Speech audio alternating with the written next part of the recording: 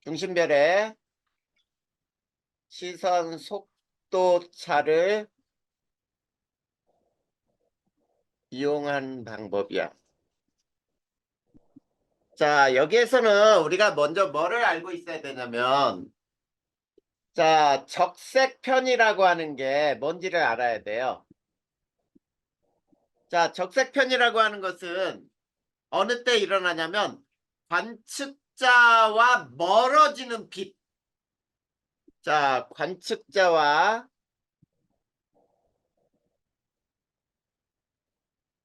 멀어지는 빛에서 나타나는 게 적색편이라고 불러. 자, 요거는, 자, 관측되는 빛의 파장이, 자, 원래 빛보다는 길게 관측되는 거예요. 길게 관측되는 현상이야. 이거를 우리가 적색편이라고 불러. 그 다음에 청색편이라고 하는 것은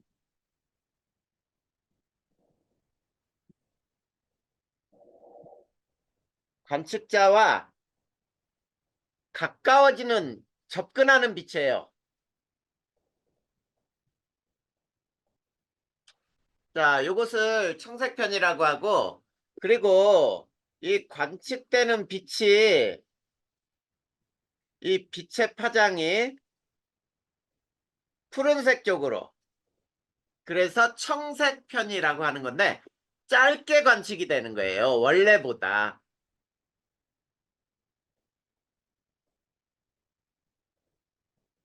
자, 요런 현상일 때 청색편이가 일어난다라고 불러. 자, 그런데 우선 이제 중심별의 시선 속도 차를 이용하는 방법은 뭐냐면 이렇게 얘기하는 거예요. 자, 중심별과 행성의 공통 질량 중심으로,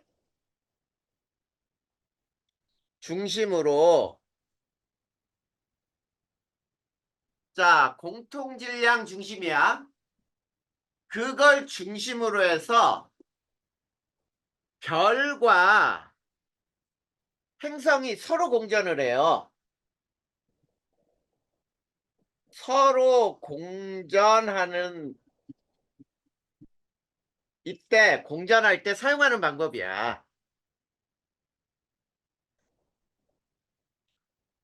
자, 요거를 우리는 시선 속도 차를 이용한다라고 얘기하는 거예요. 그런데 자, 별의 공전 반지름이 중심과 거리가 멀수록, 자, 훨씬 별의 편이량이 증가해요. 그건 무슨 말과 같으냐면, 자, 조금 더 여기다 선생님이 그냥 설명을 쭉 써볼 테니까 봐봐. 자, 별과 공통 질량 중심이 멀수록 편의량이 커져요. 크게 관측이 된다. 그러면 중심별의, 즉 별과 공통 질량 중심이 멀 수 있는 방법은 뭐냐면 이런 얘기야. 행성의 질량이 크고 별과 가까울수록 별의 편의량이 커져요.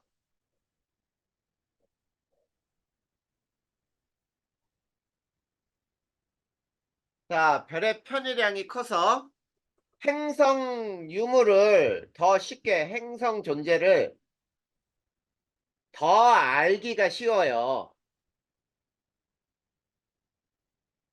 자, 그 다음에 또 네 번째. 자, 이 행성의 공전 궤도면과 관측자 시선 방향과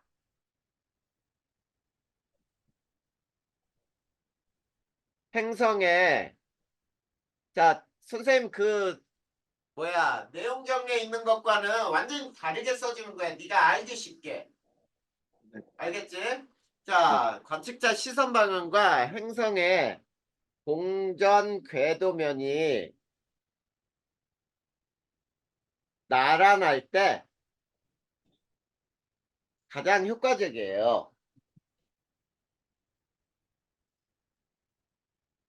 그런데 여기에서는 수직일 때는 사용 못해, 얘는. 자, 이렇게 알아두면 돼.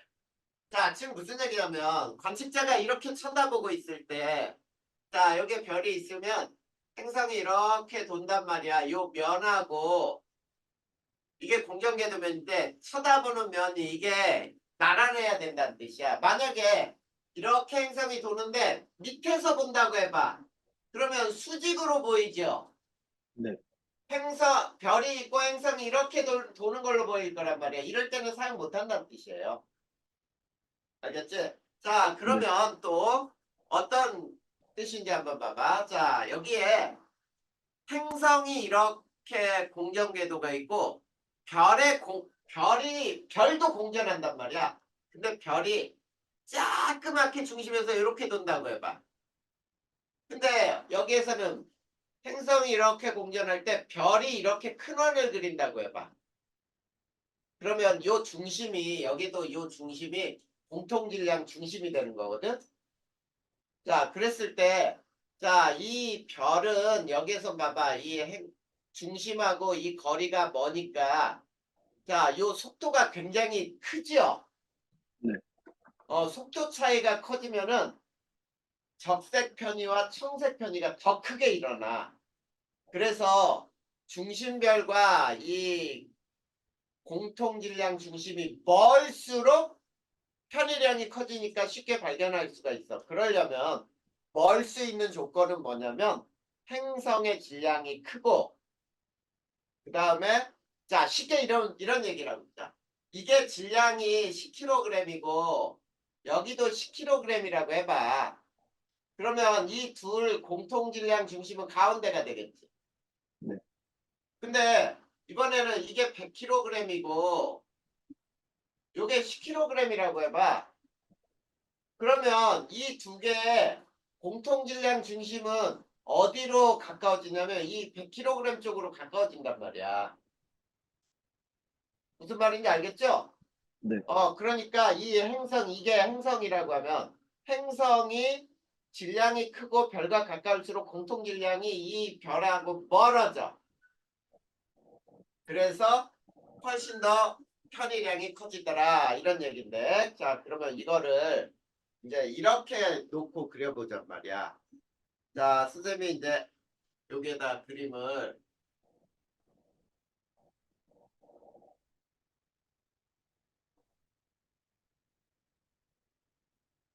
자, 이렇게 하나 그려놓고 그 다음에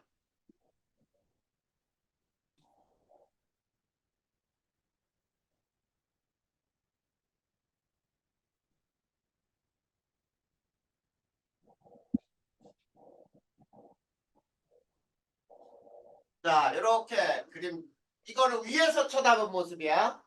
네. 그리고 여기가 공통질량 중심이에요. 가운데가. 그리고 요 앞에서 이렇게 관측자가 시선 방향으로 쳐다본다고. 지구가 이렇게 있어. 자, 그러면 자, 별이 이렇게 네 군데 위치가 있을 수 있고요. 행성도 요 네 군데 위치에 있을 수 있어. 자, 그럴 때, 자, 여기에서는 별과 행성의 공전 주기가 같아요. 그리고 공전하는 방향이 같아야 돼. 자, 그러면 요걸 T1이라고 하고, 요걸 T2라고 하고, T3라고 하고, 요걸 T4라고 해보자. 자, 그러면은 이제 행성은 이게 T1의 위치, 이게 T2, 이게 T3, 이게 T4의 위치가 돼야 돼요. 자, 그랬을 때 공전 방향이 이렇게 공전한다 그러면 얘도 이렇게 공전을 해요. 방향이 똑같아야 돼. 그렇지 않으면은 방향이 서로 반대가 되면은 이제 별이 행성을 끌어당겨서 그냥 충돌해버려요. 가까워질 수 있거든. 자, 그랬을 때 잘 보자, 여기에서는. 자, 여기에서는 요렇게 별이 움직이는 거야. 요렇게 올 때는 관측자와 가까워지지. 네. 이때가 전체가 청색편이가 일어나요. 근데 그 중에서도 이때가 최대값이야. 자, 요거를 우리는 청색편의의 최대값으로 사용하는데 청색편의라고 하고 시선 속도를 마이너스라고 표현한단 말이야. 접근하는 빛이야, 이거는. 그치? 네. 지구에 가까워져. 그런데 지금 여기 봐봐, 여기에서 이렇게 돌아가는 동안에는 별이 멀어져요. 그리고 여기에서가 접선 방향으로 멀어지는 형태지. 네. 자, 요때가 적색 편의가 일어난다고 부르는 거야. 멀어지니까. 그리고 이때를 우리는 시선 속도를 플러스라고 한단 말이야. 자, 그러면 자, 요거를 그림으로 시선 속도에 대한 그림으로 한번 그래프를 그려보면 이렇게 나온단 말이야. 자, 요게 시선 속도 마이너스 여기가 플러스 여기가 마이너스. 그럴 때 자, 시선 속도가 있지. 요렇게 됐다가 요렇게 됐다가 이런 형태로 요렇게 변해. 자, 그랬을 때 자, 시선 속도가 가장 큰 이점이 누구냐면 T4가 되는 거야. 알겠니? 자, 시선 속도가 플러스라 그랬잖아, 적색 편의에. 네. 그러니까 플러스일 때 최대값이 T4라고 여기가. 음. 그리고 여기가 시선 속도가 가장 작은 여기가 속도가 나하고 가장 접근하는 속도가 빠르거든. 자, 이때가 T2가 되는 거예요. 자, 그럼 봐봐. 자, 여기에서 요게 T3, 여기가 T1이 되는데 여기 동안에는 어때? 멀어지잖아. 선생님이 왼쪽에서 노란색으로 표현한 거. 네. 그래, 시선 속도가 전부 플러스가 나오잖아. 그 다음에 T1, T2, T3, 여기가 T3인데 T3까지는 시선 속도가 다 마이너스잖아. 뭔 얘기인지 알겠죠? 네. 그러면 요 그림, 시선 속도 그림을 가지고 공전 주기도 계산할 수 있잖아. T3에서 T3까지가 공전 주기가 되는 거지. 네. 자, 그런데 이거를 있지. 식현상을 이용해서도 사용할 수가 있어. 식현상을 이용할 수도 있단 말이야. 그러면 식현상은 뭐라 그랬어요? 별이 이게 밝기인데 별이 행성에 의해 가리는 현상을 이용하는 거지. 네. 그러면 이 위치에서 봐봐. 행성이 별을 가릴 수 있는 방법은 뭐야? T1일 때. 그렇지, T1일 때. 왜? 행성이 앞에 있고 별이 뒤에 있지. 네. 그 순간 스쳐 지나갈 때 이런 현상이 일어나. 자, 이렇게 가다가 순간 밝기가 뚝 어두워졌다가 다시 쭉 밝아져요. 그러다가 또다시 쭉 어두워졌다가 다시 급격하게 밝아져서 이런 현상이 반복된단 말이야. 그러면 밝아졌다가 어두워지는 이 순간 여기가 T1이 되는 거지. 네.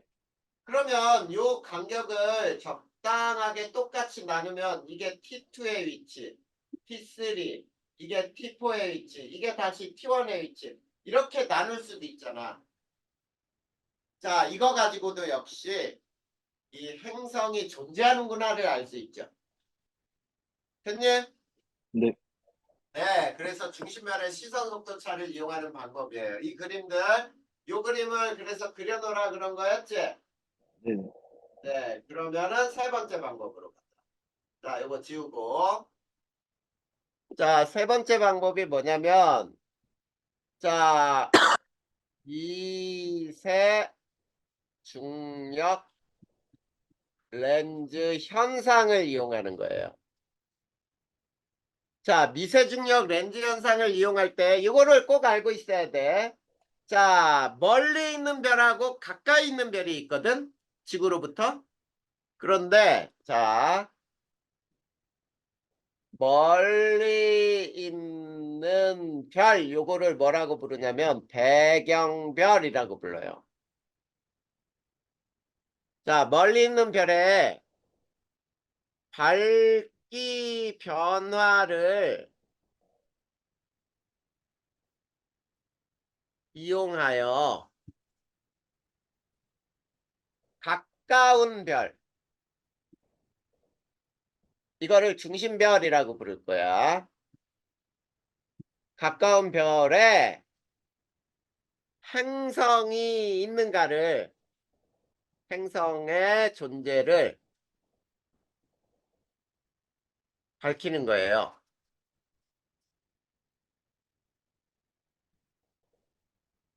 자, 요거를 우리는 미세중력 렌즈 현상을 이용한다라고 불러. 자, 그랬을 때 두 번째. 자, 이 방법은 있지. 자, 지속적인 관찰을 통해야만, 지속적인 관찰을 해야만 알 수가 있어요. 그렇기 때문에 자, 이 미세중력 렌즈 현상을 이용해서 발견한 행성 수가 가장 작아. 우리가 24시간 하늘을 볼 수가 없잖아. 네. 그래, 그러기 때문이야. 그 다음에 또 세 번째, 배경별의 밝기는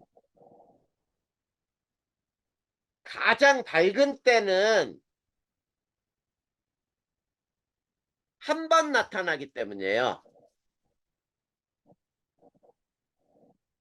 자, 이 배경별이 가장 밝은 때가 한 번 나타나는데 그때를 파악을 못하면 발견을 못하는 거야. 배경별, 즉 멀리 있는 별이라고 그랬어요. 멀리 있는 별의 밝기가 주기적으로 변하지 않아. 자, 그 다음에 네 번째. 자, 또 뭐냐면은 자, 관측자 시선 방향과 얘는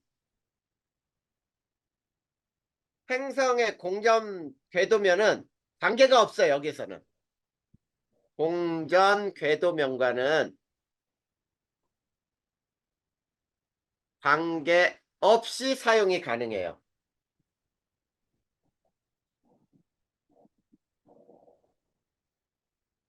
자, 그래서 얘는 수직이든 또는 나란하든 다 사용이 가능하다는 뜻이겠지. 자, 그러면 여기에서 있지. 비세중력 렌즈 현상이 무슨 현상인지. 자, 요거에 관측자 지구가 있어. 지구. 자, 멀리 있는 별이 여기 하나의 별이 있어요. 별 1이라고 해보자. 별 1. 자, 이 별이 잘 봐. 지구로 들어오는 빛은 이렇게 오는 빛밖에 지구로 못 들어와요.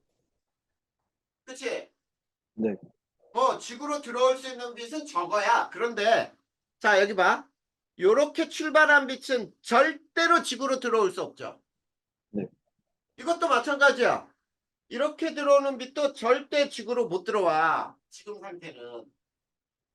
그런데 요 앞에 자, 요걸 지우고 요 앞에 별이 또 있어 여기. 자, 그러면 뒤에 있는 별빛 보여 안 보여? 뭐요? 안 보이지? 네. 안 보여. 이렇게 되면 절대 안 보여. 그런데 잘 봐. 이렇게 출발한 빛이 지구로 들어올 수 없었잖아, 아까는. 네. 근데 저 앞에 있는 별을 지나면서 별의 중력 때문에 경로가 바뀌어. 뭔 얘기인지 알겠지? 네. 빛도 중력의 영향을 받아서 여기에서 휘어져요. 이렇게 휘어져서 지구로 들어올 수가 있어, 이렇게. 그러면 봐봐. 아까 앞에 별이 없을 때는 이 빛만 지구로 들어올 수 있었지. 네. 그러면 빛이 하나밖에 못 들어오지. 네. 근데 자, 이 앞에 별이 있을 때는 자, 양쪽으로 이 빛과 이 빛도 같이 들어올 수 있어, 지구로. 그러면 아까보다 들어오는 빛의 양이 많아지죠. 네. 그러면 지구에서 보면 뒤에 있는 별이 더 밝게 보이겠지. 네. 그래. 그렇게 뒤에 있는 별의 밝기가 변하는 거야. 앞에 있는 별이 아니고. 그럴 때 요 뒤에 있는 별을 우리가 배경별이라고 부르고 앞에 있는 게 중심별이야. 그런데 이 배경별의 밝기 변화를 이용해서 이 앞에 별에 행성이 있는가, 이렇게 행성이 돌고 있나, 이거를 알아내는 거거든. 근데 자, 여기에서 이거를 알아야 돼. 이 별은 움직여요. 이동을 해. 무슨 말인지 알겠니? 네. 그러니까 요게 오른쪽에 그리면 이게 지구인데, 자, 이게 배경별인데 어쩔 때는 중심별이 여기에 있어. 중심별. 그러면 자, 지구로 오는 빛은 이거밖에 못 와요. 그리고 이렇게 간 빛은 이렇게 또 꺾이겠지. 저 별 때문에. 그런데 자, 이제 어떤 형태로 오냐면 이 중심별이 이렇게 내려와요. 자, 이 중심별이 이렇게 이동했다고 봐. 그 다음에 또 이렇게 이동을 해. 이렇게 이동해 가는 거야. 알겠지? 네.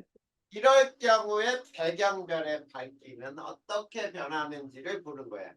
자, 이런 것을 미세중력 렌즈 현상을 이용한다라고 하는데, 자, 그러면 자, 다섯 번째. 자, 행성의 질량이 크고 그다음에 별에 가까울수록 이것도 가까울수록 자, 배경별의 밝기가 더 불규칙해져요.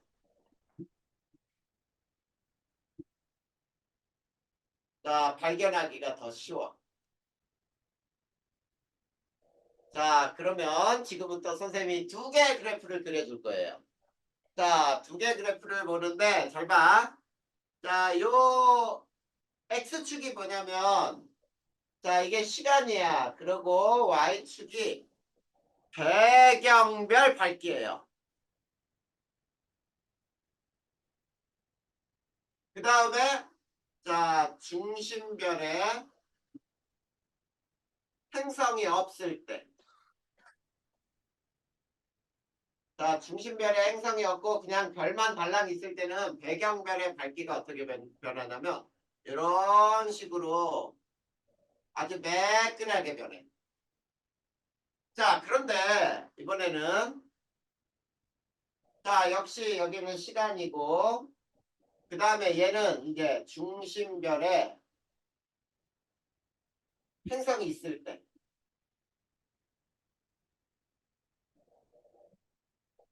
그랬을 때 요거는 역시 배경별 밝기 변화예요. 그러면 어떤 형태가 되냐면 이렇게 밝기가 변하다가 갑자기 뾰족 이런 형태가 일어나. 자, 요 밝기가 툭 튀었죠. 네. 이런 현상이 행성 때문에 발생한다야. 근데 행성이 하나뿐이 아니고 여러 개가 있고 막 그러면은 이것이 더 복잡하게 일어나. 알겠죠? 네. 그래서 우리가 중심별에 있는 행성의 유무를 판단할 수 있더라. 이게 세 번째 방법이에요. 됐니? 네. 네. 그 다음 이게 또 어떤 방법이 있냐면 자, 직접 관찰하는 게 있어요.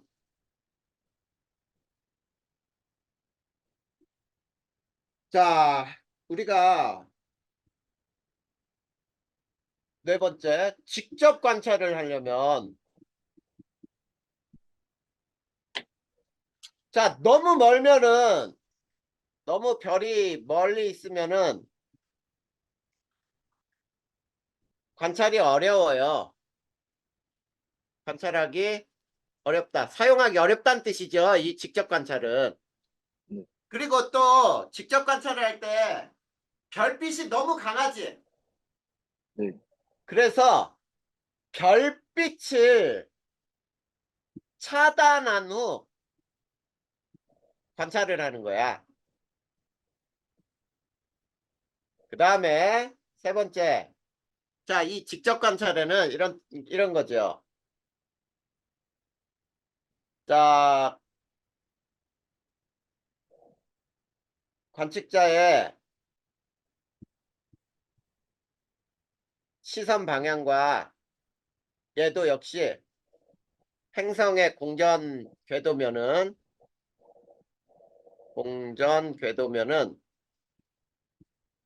관계가 없어요.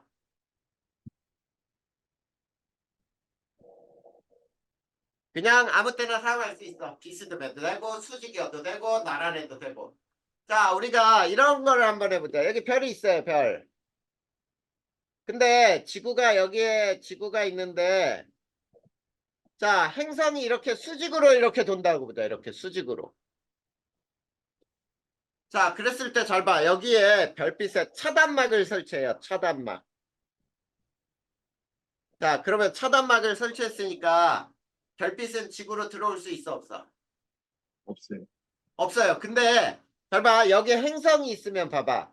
이 별빛이 행성에 도착한 다음에 지구로 이렇게는 올 수 있죠. 네. 저 빛을 우리가 측정할 수 있잖아. 이런 형태로 알 수 있기 때문에 행성의 공전궤도면과 시선 방향은 전혀 관계없이 사용할 수 있는 거야. 이게 바로 직접 관찰법이에요. 됐니? 네. 자, 그러면 행성의 즉 별의 외계에 행성이 존재하는가를 살피는 방법을 배웠어. 그러면 그 행성에 생명체가 존재할 수 있는 유리한 조건들은 뭔지 한번 살펴볼 거예요. 자, 거기 나와 있죠. 자, 외계 생명체 탐사 방법에 자, 이걸 이렇게 배워보자. 지구에 생명체가 존재하는 이유가 뭐냐? 이거를 이용해서 알아보면은 지구에 생명체가 존재하는 이유를 알면 지구의 환경과 비슷한 어떤 외계 행성이 있으면 거기도 생명체가 존재할 수 있겠구나. 이렇게 판단하는 거지. 자, 그러면 자, 첫 번째 가장 중요한 거. 다른 거는 그냥 슬슬 읽고 넘어가 줄 테니까 잘 봐. 가장 중요한 거. 자, 첫 번째 지구에는 액체 상태에 물이 존재한다.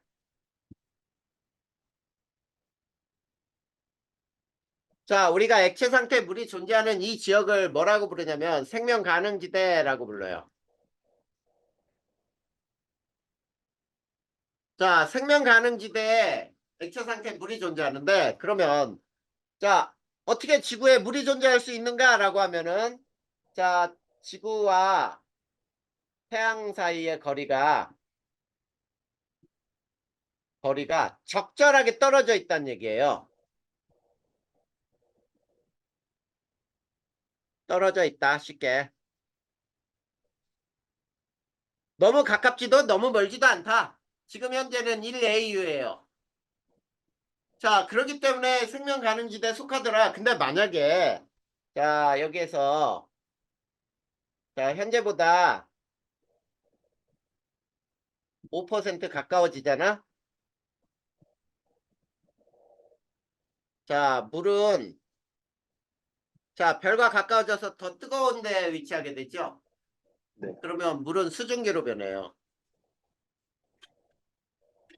그러면 생명 가능지대에서 벗어나는 거지. 그 다음에 두 번째, 현재보다 15% 멀어지잖아. 물은 얼음으로 존재해요. 그러면 얘도 생명 가능지대에서 벗어난다는 뜻이 되는 거죠.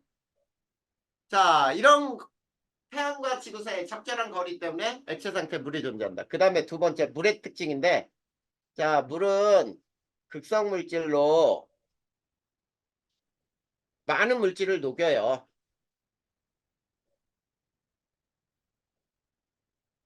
자, 우리 혈액을 한번 생각해봐. 혈액은 많은 물질을 녹여서 우리 각 세포에 운반해 주잖아. 그래야 산다는 얘기예요. 즉, 물속에는 굉장히 많은 물질이 녹아서 운반될 수 있다. 자, 그런 내용이야. 그래서 혈액에 거기 양분과 노폐물이 녹아서 운반된다. 뭐 이런 얘기가 나와 있을 거예요. 그 다음에 세 번째. 물은 비열이 커요. 체온 유지에 유리해요. 그 다음에 뭐 여러 가지 있어. 물은 증발열이 커요. 그래서 체온 조절에 유리해. 체온 조절에 유리. 자, 이게 무슨 말이냐면 우리 몸의 온도가 올라가면 땀이 나죠? 네. 그리고 땀이 마르면서 어때? 몸의 온도를 낮추는 역할을 한단 말이야. 그래서 온도를 조절하는 역할 이런 것들이야. 그래서 제일 중요한 건 액체 상태 불이 존재한다. 이게 생명 가능 지대다라는 얘기겠죠. 네. 그 다음에 두 번째. 자, 태양의 수명이 충분히 길다야. 자, 태양의 수명이 충분히 길기 때문에 지구에 생명체가 존재할 수 있어요. 90억 년 중에 46억의 나이를 가지고 있어. 지금 현재. 자, 태양의 수명이 충분히 길면은 왜 생명체가 존재하기 유리하냐라고 할 때는 이것 때문이에요. 자, 생명체 출현 후에 출현 후 자, 진화에 필요한 시간적 여유를 가질 수 있죠. 필요한 시간적 여유를 가질 수 있어. 그러기 때문에 지구에는 생명체가 존재했다는 얘기고 이 생명체가 탄생한 후에 인간으로 진화하는데 충분히 오랜 시간 동안 태양이 그대로 유지가 되고 있었다는 뜻이에요. 자, 그리고 자, 만약에 그러면 저기에서 자, 별의 질량이 태양보다 매우 클 때는 어떨까? 별의 질량이 태양보다 매우 큰 경우 그러면 그 주변의 행성에는 생명체가 존재할 수 있느냐라고 묻는 거야. 자, 그러면 첫 번째 한번 보자. 별의 광도가 커지죠? 네. 주계열성에서는 질량이 크면 광도가 커지잖아. 수명이 짧아지잖아. 광도가 커서 생명 가능 지대는 별에 가까워지니 멀어지니? 멀어져요. 멀어지죠. 별과 멀어지고 그 다음에 그 생명 가능 지대 폭은 그 폭은 더 넓어져요. 그런데 자, 여기에는 이 별의 행성에는 생명체가 존재하기가 힘들어요. 생명체 존재가 힘들다. 자, 왜냐? 자, 거기에 그 설명이 그냥 바로 써 있어. 별의 진화 속도가 빨라요.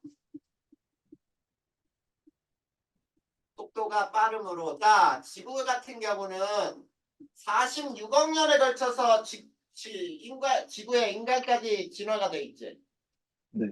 근데 만약에 별의 질량이 너무 커서 진화 속도가 태양보다 3배 빠르다. 그러면 이미 어때?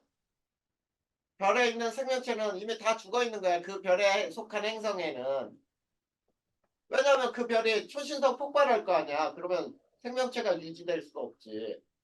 그래서 진화 속도가 빠르므로 생명체가 출현 후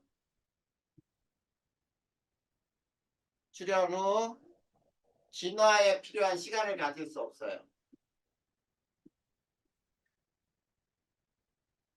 시간적 여유가 없다. 간단하게 설명해보자. 이렇게 되는 거야. 그러면 이번에는 두 번째 이거 보자. 별의 질량이 태양보다 매우 작아. 태양보다 작은 경우 이 별에 속한 행성 속에 생명체가 존재하기 쉬우냐 이런 얘기예요. 그러면 여기서 봐봐. 생명 가능지대는 별의 광도가 작아졌죠. 질량이 작아졌으니까. 네. 별의 광도가 작아. 생명 가능지대는 별로부터 거리가 어떻게 돼? 어, 별과 가까워지죠? 네. 가까워지고 그 폭이 좁아져요. 그런데 여기에 생명체가 존재할 수 있을까라고 묻는 거야. 존재하기가 어려워요. 왜 존재하기가 어렵냐면 별과 행성 거리가 가까워요. 거리가 가까워. 거리가 가까워. 중력이 커지거든. 크게 작용하므로 어떤 일이 발생하냐면 공주기 공전을 한다 이렇게 얘기하거든. 즉 무슨 얘기냐면 공전 주기와 자전 주기가 같아져요. 달과 같이 돼. 공전 주기와 자전 주기가 같아지면은 같아져. 밤낮이 사라져요. 밤낮 변화가 사라져 버려. 그러면 밤인 지역은 맨날 밤이야. 낮은 지역은 맨날 낮인데 태양빛을 계속 받는 낮이야. 그럼 어떻게 되겠니? 행성이. 낮은 지역은 엄청 온도가 올라가고 밤인 지역은 수백 마이너스 막 70도 80도까지 내려가거든. 그러면 생명체가 존재하기가 어렵죠. 자, 이게 바로 그 내용이야. 그랬을 때, 자, 이게 요 그림도 한번 보자. 자, 이게 거리고 이게 별의 질량일 때, 자, 이런 형태로 이런 폭을 간대. 이게 이 폭이 생명 가능지대예요. 그랬을 때, 자, 요게 지구야. 1AU. 이게 지구. 자, 태양이 1이라고 해보자. 태양의 질량을 1이라고 했을 때는 생명 가능지대에 지구가 속하죠. 근데 지구하고 똑같은 거리에 있을 때 이 별의 질량이 2라고 한다면 자 여기는 생명 가능지대보다 앞이지. 네. 그러니까 어때? 얘는 우리 기체로 존재. 그런데 여기에서 한번 봐봐. 0.5라고 해보자. 그랬을 때 자 지구는 생명 가능지대보다 더 뒤쪽에 있는 편이지. 네. 그러니까 어떻게 돼? 생명 가능지대에서 벗어나서 얼음으로 존재하게 된다. 그렇기 때문에 생명체가 존재하기가 어렵다 이런 얘기예요. 자, 이게 가장 중요한 지구의 생명체가 존재하는 이유야. 그리고 나머지는 그냥 쓱 읽어보면 돼요. 두 번째가 뭐가 있니 거기에. 자, 세 번째는 지구에 적절한 두께의 대기가 있죠. 네. 이것도 생명체가 존재하는 가장 중요한 이유 중에 하나야. 그래서 자, 우주에서 들어오는 유해 자외선을 차단하기 때문에 생명체가 존재할 수 있어. 자외선을 맞으면은 강한 자외선은 세포를 파괴해버려요. 자, 그렇기 때문에 대기의 자외선 차단, 그 다음에 운석과 충돌하는 걸 막기도 하지. 네. 그리고 또 적절한 온실 효과를 일으켜요. 그 다음에 또, 자, 동식물의 호흡에 필요한 산소를 공급해줘요. 이런 것들이 대기의 역할이라고 생각합니다. 그 다음에 또 지구의 자전축 경사각이 있어. 그쵸? 기운체로 공전하기 때문에 우리 2단원에서 배웠잖아. 지구에 계절이 생기잖아. 네. 계절 변화가 생겨요. 그러면 이 생태계가 더 다양해지지. 그 다음에 또 뭐가 있냐면 지구에는 위성이 있어. 달이라는 위성이 있어서 지구의 자전축 경사가 아주 안정적으로 유지되도록 해주면서 또 지구에는 조력 에너지를 발생하죠. 네. 밀물 썰물이 일어나는 게 바로 달 때문이란 말이야. 물론 태양의 영향도 있지만 더 큰 게 달이야. 그래서 해양 생태계가 더 다양해져. 그리고 또 지구의 공전 이 이식률이 작다. 공전궤도 이식률이 작다는 얘기는 거의 원형으로 돈다. 태양 주위를. 그래서 겨울과 여름에 기온 차이가 별로 안 나요. 그런 것들 연교차가 작아서 지구에 생명체가 존재하기 유리하다. 이런 것들이 쭉 써 있죠? 네. 그거는 읽어보면 돼, 나머지는.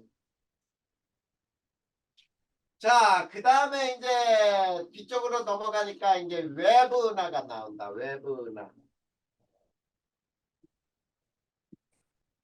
자, 외부 은하를 우리는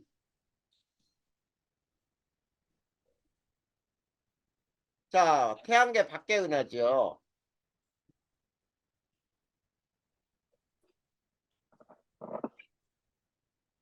자, 태양계 밖이라고 하면 안 되고 우리 은하 밖의 은하. 우리 은하 밖의 은하 이렇게 알아두면 되겠다. 자, 근데 외부 은하는 있지. 두 가지로만 딱 알아두면 돼. 어떻게 알아두냐면 첫 번째가 허블의 모양에 따른 분류. 자, 허블은 모양에 따라 분류를 한 거야. 그 다음에 두 번째가 특이은하 이렇게 배우면 돼. 자, 그런데 잘 봐봐. 허블은 모양에 따른 분류지. 그러니까 모양이 그런 모양을 가지고 있는 은하야 라는 뜻이에요. 그런데 그 은하들이 모양이 변해서 어떻게 되는 거야 라고 하는 게 아니고 그런 모양을 가진 은하야. 알겠지? 네. 자, 첫 번째가 허블의 모양에 따른 분류를 보면 자, 완전히 동그랗게 생긴 이 제로 구형이에요. 부터 해서 아주 납작한 이 세븐까지 분류를 할 수 있고 점점점 숫자가 커질수록 더 납작한 은하야. 이걸 뭐라고 부르냐면 타원 은하라고 불러요. 자, 그 다음에 요거는 안 외워도 돼. 이건 S0라 그래서 중심이 있고 자, S0 이거는 안 외워도 돼. 근데 여기에서 자, 정상 나선 은하. 자, 정상 나선 은하를 잘 봐. 중심이 됐다 커요. 중심이 크고 팔이 많이 감겨 있어. 이렇게. 자, 팔이 굉장히 많이 감겨 있는 형태가 됐을 때 이거를 SA형이라고 불러. 근데 중심이 조금 작아졌고요. 그 다음에 자, 요 팔의 감긴 형태가 조금 더 느슨해졌어. 이걸 SB형이라 부르고 자, 중심이 제일 작고요. 그 다음에 팔이 제일 감겨 있지 않은 형태를 SC형이라고 나눌 수가 있어. 이거를 정상 나선 은하라고. 그 다음에 막대 나선 은하. 자, 막대 나선 은하는 자, 중심이 크고 여기서 막대가 이렇게 나와. 중심에서 막대가 나온 후 이게 나선팔이 이렇게 휘감겨 있는데 굉장히 많이 휘감겨 있는 이거를 SB의 A형이라고 불러. 그 다음 중심이 좀 작아졌고 막대 나온 다음에 휘감겨 있는 형태가 조금 더 느슨해. 이거를 SB의 B형.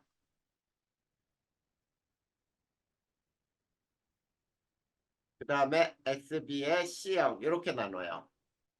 그 다음 모양이 불규칙이다. 자, 그래서 자, 허블의 모양에 따른 분류는 요 세 가지야. 타원 은하, 나선 은하, 불규칙 은하. 더 자세히 나눈다면 나선 은하는 정상 나선 은하, 막대 나선 은하 이렇게 두 가지로 나눌 수 있다. 자, 그러면 요 네 가지만 따로따로 배워볼까요? 자, 타원은하. 타원은하는 납작한 정도에 따라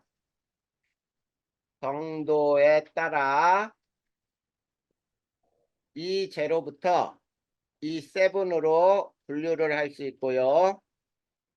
그 다음에 이 타원은하는 있지? 자, 나이가 많다.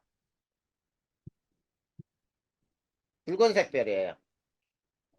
자, 붉은색은 저온의 별이죠? 네, 나이가 많고 붉은 별이고 저온의 별들이 주로 이루어져 있는 게 타운은하야. 그러면 자, 나이가 많다라는 말은 이미 별들이 생긴 후 오랜 시간이 지났잖아. 네, 자, 여기에는 성간 물질이 거의 없어요. 거의 없어. 거의 없고 그러다 보니까 별 탄생이 생겨 안 생겨? 안 생겨요. 거의 없어요. 네, 이게 바로 타원은하에 대한 설명이라고 알아두면 돼. 자, 그 다음에 이제 나선은하. 자, 나선은하는 막대 유무에 따라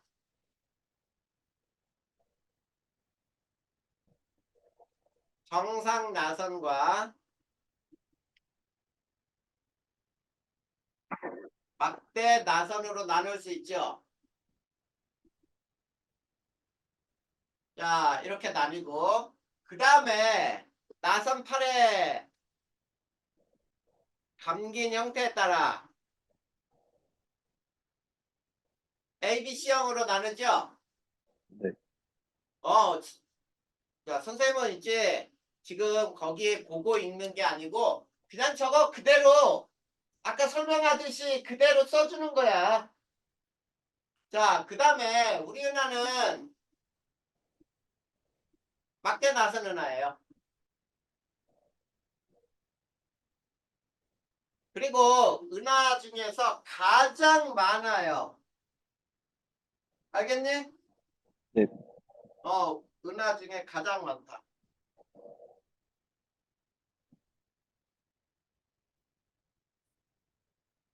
자, 가장 많은 형태고, 자, 그 다음에 있지. 자, 이 중심부에는, 우리 은하 중심부는, 자, 늙은 별, 붉은 별, 저온의 별이 많아요. 나선 8에, 자, 성간물질이 많아.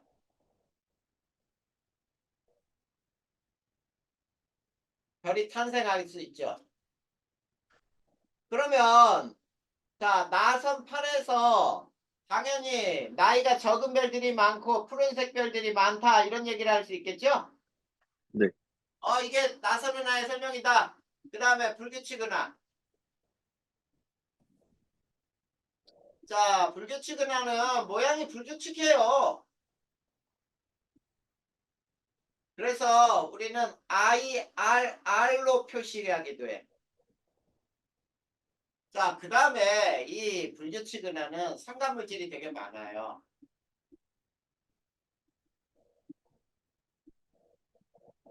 자, 그래서 별의 탄생도 많겠죠? 네, 어, 그런데 모양이 불규칙해서 우리는 불규칙은하라고 분류할 뿐이야. 이렇게 알아두면은 허블의 모양에 따른 분류는 끝이에요. 자, 이렇게 되는 거 아니다. 자, 이 제로의 타원 은하가 점점점 돌다가 납작했어서 이 세븐이 됐다 이런 거 아니야. 알겠죠? 저거는 저런 모양이야 원래부터. 그렇게 분류를 한 거예요. 자, 그러면 요건 됐고요. 이제 두 번째 특이은하로 들어가 봅시다. 자, 특이은하.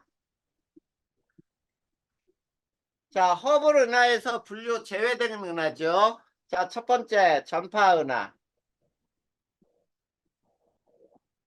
자, 전파 은하는 매우 강한 전파를 방출하기 때문에 매우 강한 전파를 방출하기 때문에 전파 은하라고 불러요. 그런데 이 전파 은하에 굉장히 중요한 점 뭐냐면 가시광으로 관측 시 무슨 은하처럼 관측이 된다? 타원은 네, 타원 은하로 관측이 돼요. 이게 중요해.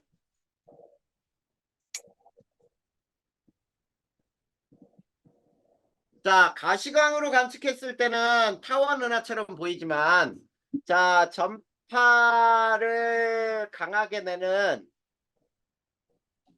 방출하는 로브와 자, 로브와 중심을 잇는 Z로 구성이 돼요. Z로 구성이 된다. 그러면 Z는 뭐냐? 물질이나 또는 에너지의 강한 흐름이에요. 이거를 우리가 Z라고 부르고 그 다음에 이 전파나는 중심에 블랙홀이 있을 것으로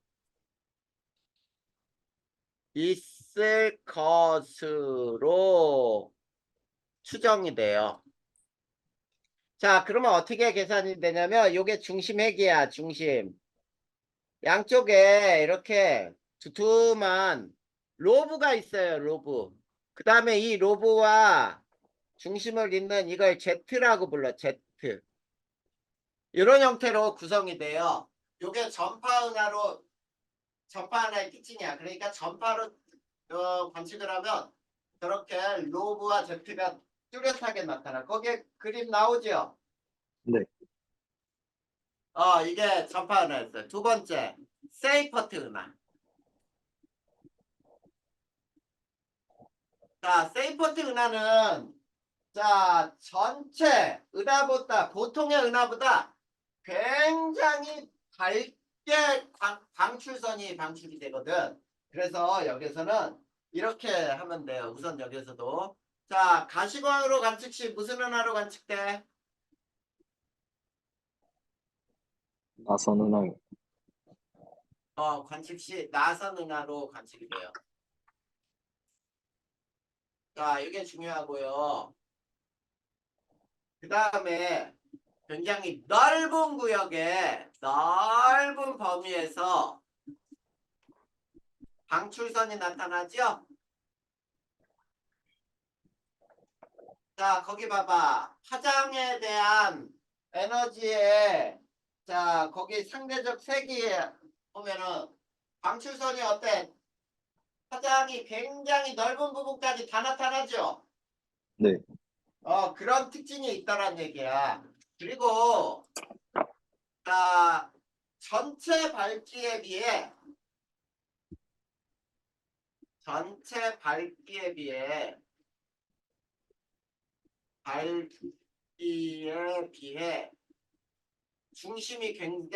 중심의 밝기가 굉장히 밝아요.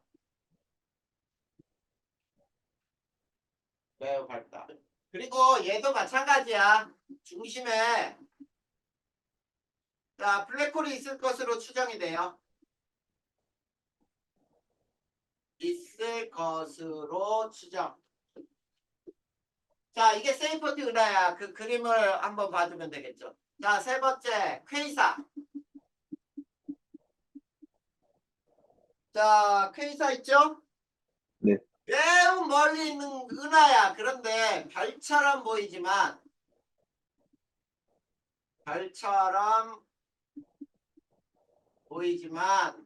은하란 말이야, 은하.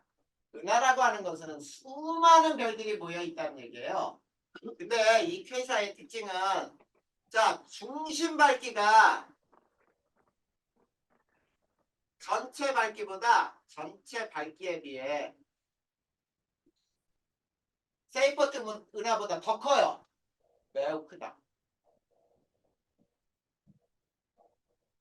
자, 이게 그 퀘이사고 그 다음에 이 퀘이사의 특징은 이제 굉장히 큰 적색 편이가 매우 크게 나타나요. 아, 적색 편의가 매우 크다. 아, 아까 우리 배웠잖아. 적색 편의는 언제 일어난다 그랬죠? 후퇴하는 빛에서 나온다 그랬지? 네. 매우 빠르게 후퇴를 하고 있어요. 빠르게 멀어지고 있어.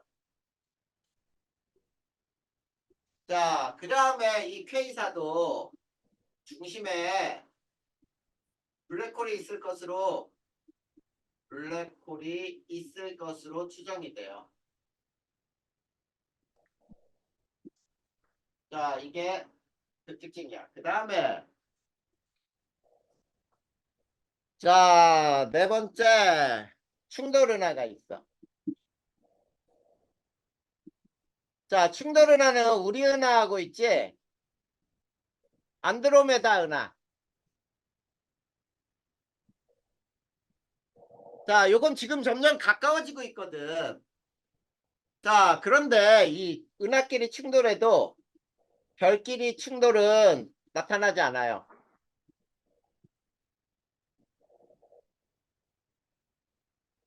왜 그러냐면, 자, 별과 별 사이의 거리가 너무 멀리 떨어져 있어. 우리가 보면은 별 하나가 생기려면 그 주변에 거의 모든 성간물질을 다 끌어당겨야 되거든. 그러다 보니까 별과 별이 매우 멀리 떨어져 있다 보니까 별끼리 충돌은 안 해. 그런데 자, 성간물질의 충돌에 의해 자, 별이 생성될 수 있어요. 별이 생성 가능해요. 그리고 은하 형태가 변하기도 해요.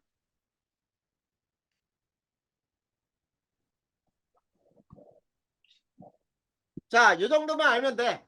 그래서 이 충돌 은하는 청색 편이가 나타나겠지? 네. 왜냐면 가까워져야 되기 때문에. 네, 이제 특이 은하에 대한 설명이에요. 자, 여기까지 뭐 어려운 거 있냐? 없습니다.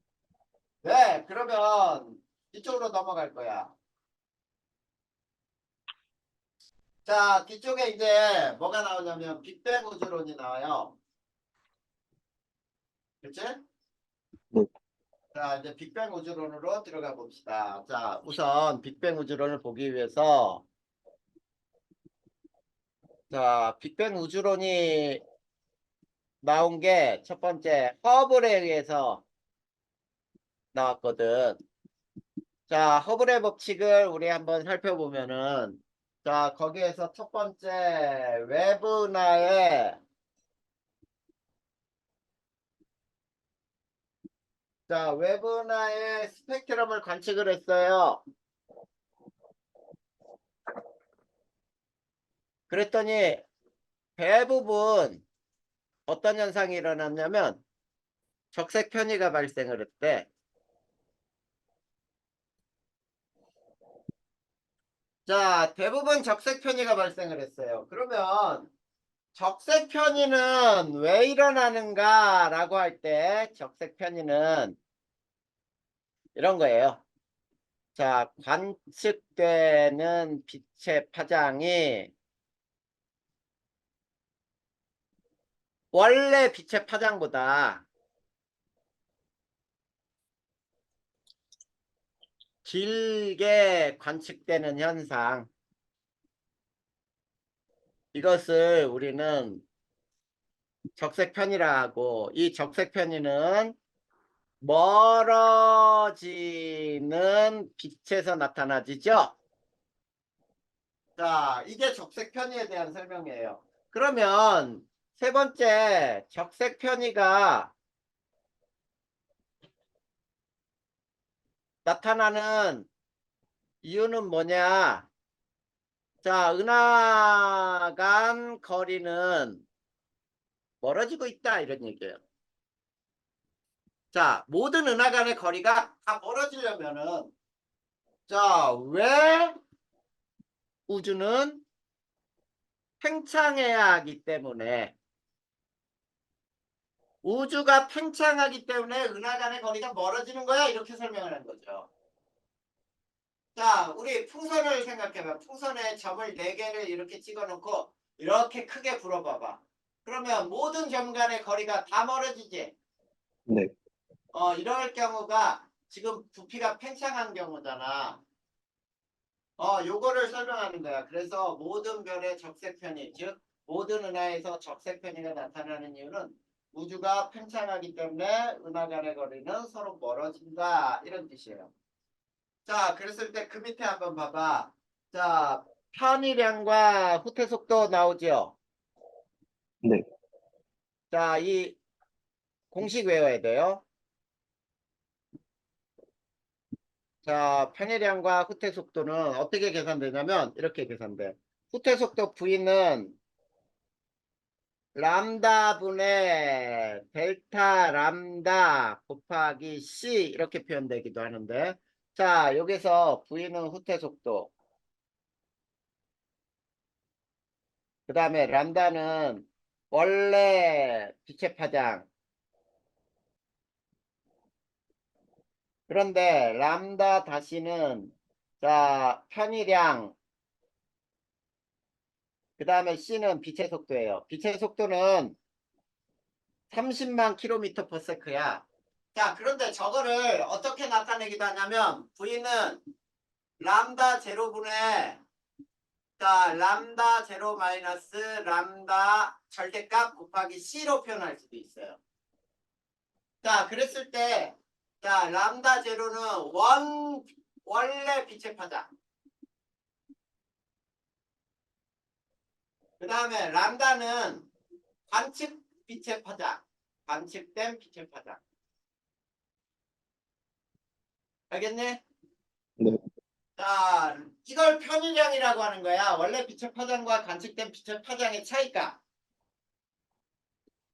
됐습니까? 네. 네, 이거 매우 중요해요. 매우 중요. 자, 그래서 이 식을 먼저 외우고, 그 다음에 두 번째 허블의 법칙을 보자는 얘기야.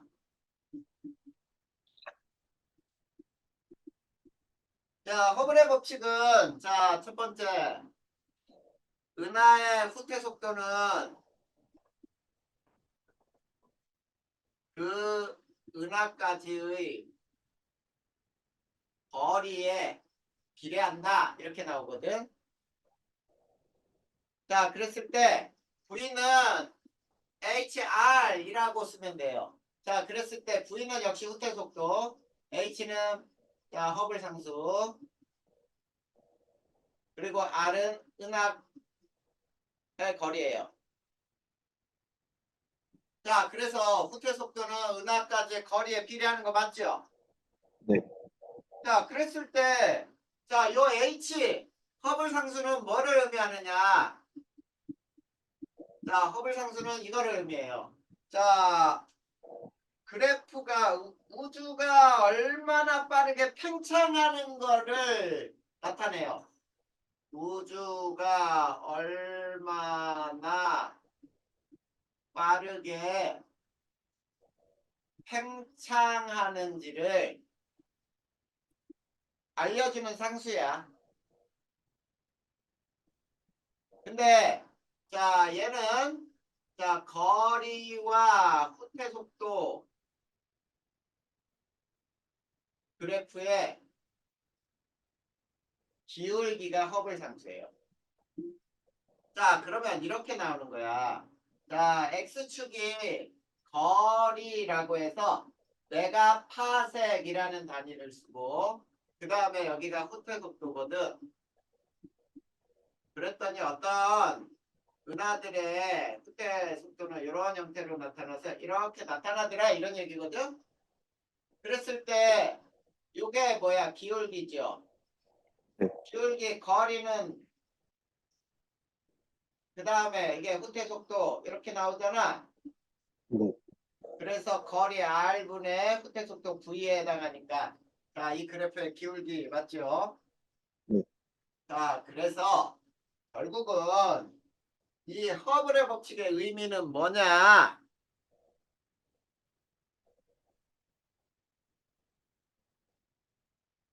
자, 세 번째, 허블 법칙의 의미. 그러면 허블 법칙의 의미는 뭐냐면, 자, 멀리 있는 은하일수록 후퇴 속도가 빠르다는 얘기죠? 맞니? 네. 그 얘기는 뭐야? 우주는 팽창하고 있다. 이런 얘기죠.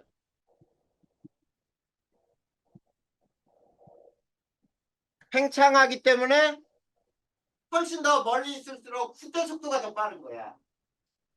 그래야 팽창이 되거든. 자, 그랬을 때, 자, 이제 후퇴 속도 V는 아까처럼 람다분의 델타 람다 곱하기 C 값도 되지만 HR 값으로도 풀 수 있죠. 네. 네, 이 식 되게 중요해요.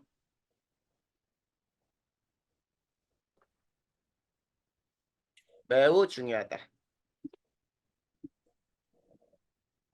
자, 그 다음에 이제 우리가 자, 우주의 팽창에서 자, 세 번째 우주 팽창.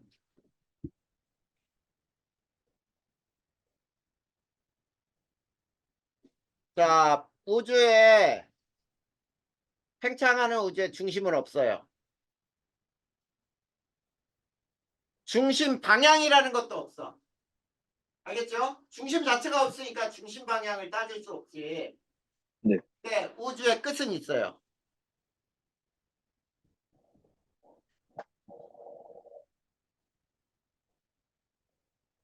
자, 그러면 자, 첫 번째 우주의 나이를 계산할 수 있는 게 우주의 나이는 계산될 수 있나? 자, 우주의 나이 시간.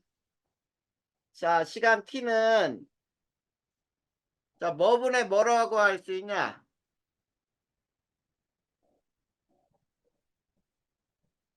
어? 속력분의 거리, 자, 속력은 뭐분의 뭐죠? 시간분의 거리, 시간분의 거리잖아. 그러면 시간은 어떻게 구하죠? 속력분의 거리. 속력분의 거리냐? 네. 그래, 그러면 이게 우주의 나이를 계산할 수 있는데, 자, 우주의 이 후퇴 속도가 있지? 자, 속력은 뭐라 그랬어? 후퇴 속도가 HR이라 그랬어요? 네. 거리가 R이라 그랬잖아. 그러면 시간은 H분의 1이 나오네? 허블 상수의 역수. 자, 허블 상수의 역수가 바로 우주의 나이가 되는 거예요. 그래서 허블 상수가 크면 우주의 나이가 작고, 허블 상수가 작으면 우주의 나이가 커지죠. 네. 네, 이렇게 알 수가 있어. 그러면 우주의 나이를 알아냈는데, 그러면 우주의 크기는 계산할 수 있느냐? 계산할 수 있어, 이것도. 어떻게 계산되는지 봐봐. 자, 후퇴 속도 중에 가장 큰 속도가 빛의 속도예요. 자, 후퇴 속도 중에 가장 빠르게 후퇴하는 게 빛의 속도만큼으로 후퇴. 그러면 자, 이렇게 되겠지. 자, 봐봐. V는 HR이라 그랬죠? 네. 자, 에서 자, 이 V를 C로 고쳐봐. 그러면 HR이잖아. 그러면 여기서 우주의 크기 R은 뭐야? H분의 C가 되죠. 이게 우주의 크기가 되는 거야. 이해됐어? 네. 그래. 이렇게 하면은 우리가 해결이 되죠. 자, 그 다음에 이제 그 밑에 우주 팽창에 대해서 허블의 법칙 이후에 자, 우주론이 있어요. 자, 둘 다 이제 팽창하는데 어떤 것이 맞는지를 우리가 또 배우는 과정이야. 자, 그러면 이걸 한번 해보면은 자, 이게 빅뱅 우주론이 있고요. 경상 우주론이 있어요. 자, 이 두 우주론은 주장을 한 학자가 얘는 가모프, 여기는 호일 등으로 돼 있죠. 호일과 여러 사람. 그 다음에 우주는 둘 다 팽창한다 이런 관점이야. 자, 허블의 법칙 이유니까 허블에 의해서 우주는 팽창하고 있다는 걸 알아냈으니까 팽창 우주론을 설명하려고 하겠지, 사람들이. 자, 그래서 둘 다 우주는 팽창하는데, 우주의 질량. 자, 우주의 질량은 빅뱅에 의해서는 일정해요. 근데 정상 우주론은 증가해요. 그 다음에 네 번째, 우주 부피는, 자, 커지죠. 여기도 커진다야. 네, 자, 그런데 밀도는, 우주의 밀도. 이건 감소지요. 네, 근데 얘는 일정해요. 왜? 부피가 커지는 만큼 질량이 증가하거든. 그 다음 여섯 번째, 우주의 온도. 자, 우주의 온도도 빅뱅에 의하면 하강을 해요. 낮아져야 돼. 근데 여기는 일정해요. 알겠니? 이게 정상 네. 우주론과 빅뱅 우주론의 차이점이야. 그러면 풍선으로 한번 불어보자. 점이 4개가 있었는데 풍선을 크게 불었더니 이렇게 커지면서 점이 4개가 있으면은 이거는 빅뱅 우주론이에요. 빅뱅. 근데 여기 봐. 조그만 데서는 점이 4개가 있었는데 이걸 이렇게 크게 불었더니 점의 숫자가 늘어났어. 이렇게 같은 간격으로. 이게 정상 우주론이에요. 그러니까 없는 곳에서 막 질량이 생기는 거잖아. 됐니? 네. 자, 그러면 자, 그 밑에 자, 이건 지워되죠? 네. 자, 빅뱅 과정을 알아보자. 이렇게 나와있지. 오늘 선생님이 수업할 곳이 거기까지 수업을 할 거야. 그러면 빅뱅 과정에 이게 기본으로 알아둬야 하는 내용들 선생님이 쭉 설명해 볼 테니까 봐봐.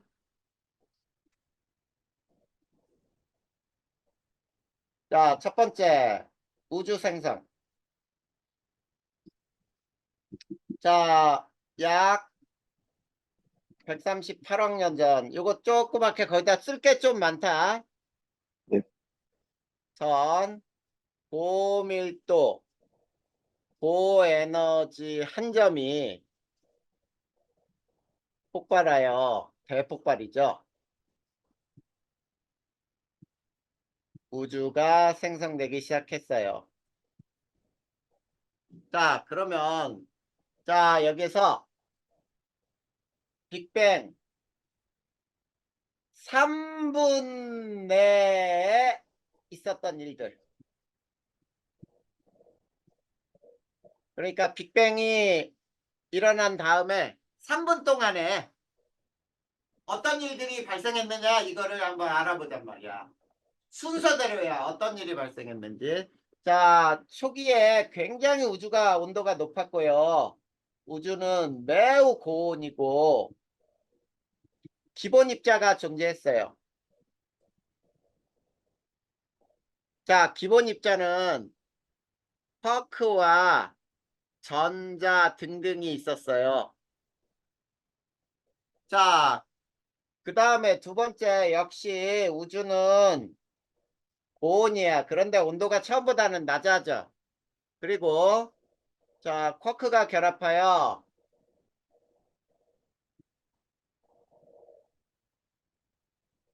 양성자 먼저 생기고요. 그 다음에 중성자를 생성을 해요.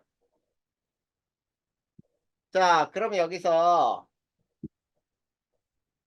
양성자는 유쿼크, 업쿼크라고도 그러죠.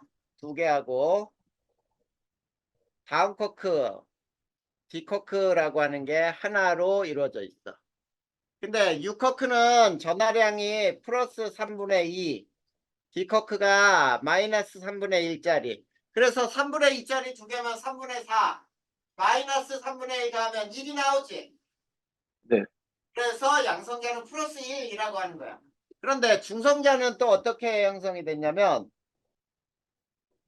유쿼크가 1개, 디쿼크가 2개가 이루어지면 마이너스 3분의 2하고 플러스 3분의 2잖아.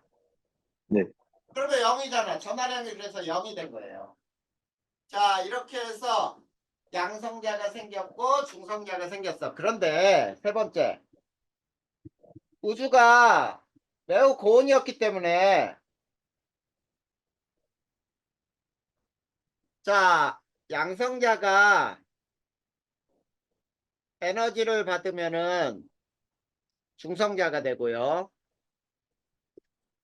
또 중성자가 에너지를 잃으면 양성자로 변해요. 반응이 동등하게 일어나.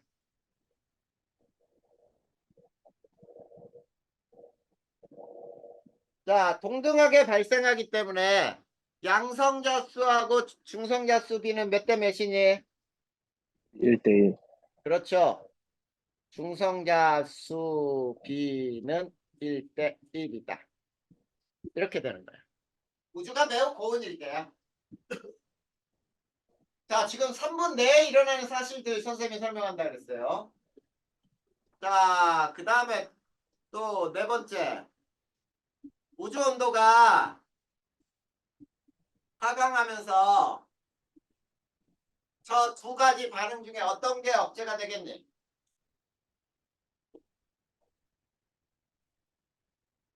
양성자가 에너지를 받아서 중성자 되는 반응하고 중성자가 에너지를 잃고 양성자 되는 반응에 어떤 반응이 억제될까?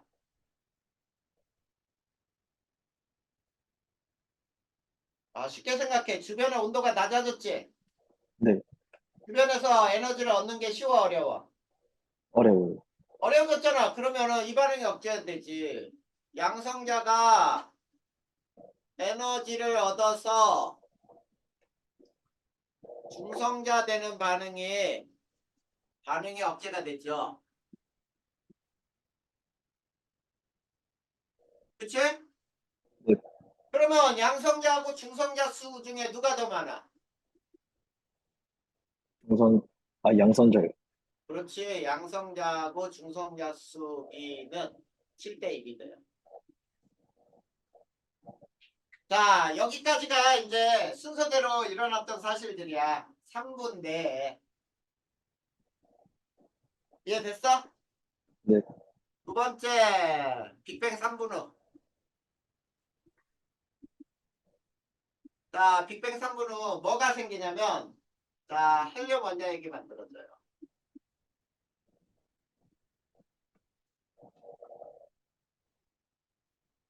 자, 헬륨 원자핵이 형성된다. 자, 그러면 잘 봐. 하나, 둘, 셋, 넷, 다섯, 여섯, 일곱. 하나, 둘, 셋, 넷, 다섯, 여섯, 일곱. 이게 양성자야.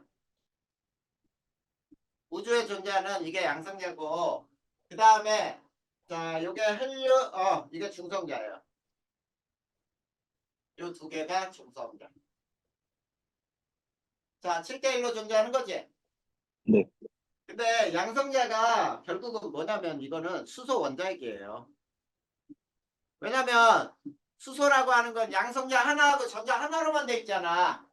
네. 물론 중성자를 가지는 중수소, 삼중수소도 있어요. 동위원소도 있는데 일반적인 수소는 양성자 하나에 전자 하나야. 그러니까 양성자를 수소 원자핵이라고 하죠. 네. 근데 헬륨은 어떤 게 헬륨이냐면 양성자 두 개하고 중성자 두 개가 결합한 게 이렇게 된 게 헬륨 원자핵이에요. 자, 3분 후에 이렇게 헬륨 원자핵이 생긴단 말이야. 그런데 있지. 질량은 잘 봐. 질량은 양성자하고 거의 중성자가 같아.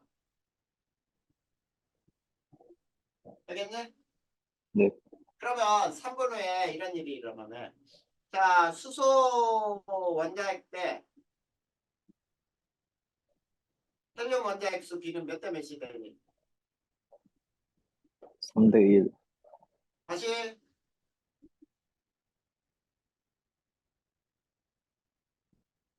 수비야, 수비. 12대1이요. 그렇지, 12대 1. 그래서 세 번째, 수소 원자핵 때 헬륨 원자핵의 질량비는 몇 대 몇이야?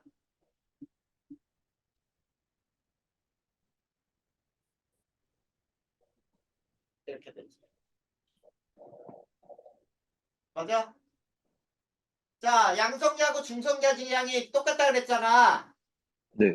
그러면 여기에는 4개 있잖아, 4개. 네. 그리고 여기는 12개 있잖아. 음, 하나짜리가 12개. 그 다음에 질량 4개짜리가 1개. 헬륨 원자핵이.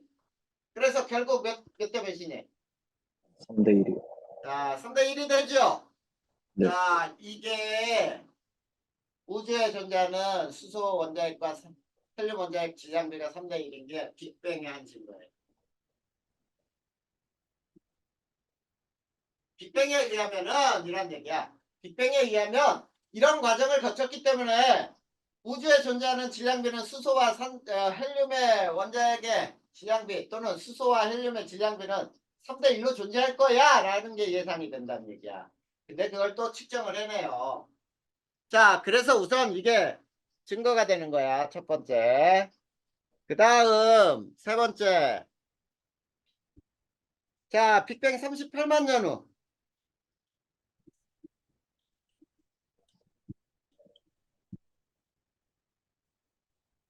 자, 빅뱅 38만 년 후에는 어떤 일이 발생하냐면 우주 온도가 3000K로 낮아져요. 자, 3000K로 낮아진다. 그러면 우주의 온도가 3000K로 낮아지면 이제 이런 일이 발생해. 자, 우주에 존재하는 원자핵이 이제 전자를 끌어당길 수가 있어. 여기에서 중성 원자가 만들어지는 거야. 중성 원자가 생겨요. 자, 그러면 우주에 흩어졌던 전자들이 자, 핵에 묶여버렸지, 이제. 네. 핵에 잡혔단 말이야. 그래서 어떻게 되냐면 이때 중성 원자가 만들어질 때 우주가 투명해져요. 이때 우주가 투명해지는 거야. 그리고 네 번째, 자, 이때 중성 원자가 만들어질 때 물질 속에 갇혀있던 빛이 온 우주로 거의 고르게 온 우주로 거의 고르게 방출이 돼요. 자, 이게 바로 뭐라고 부르냐면 우리가 자, 물질 속에 갇혀있던 빛이 온 우주로 거의 고르게 방출된 이 빛이 자, 우주 배경 복사 에너지.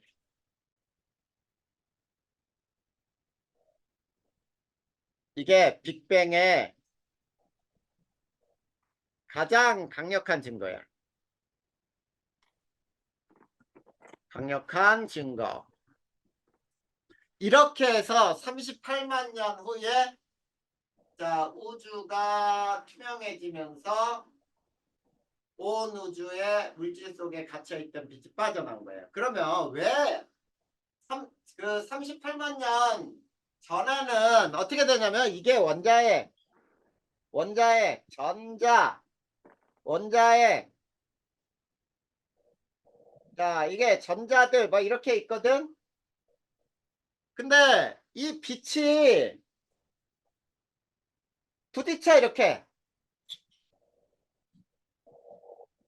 자, 물질 속에서 못 빠져나와요. 물질 속에 전자나 핵이 수소 원자핵, 헬륨 원자핵과 부딪히면서 못 빠져나와.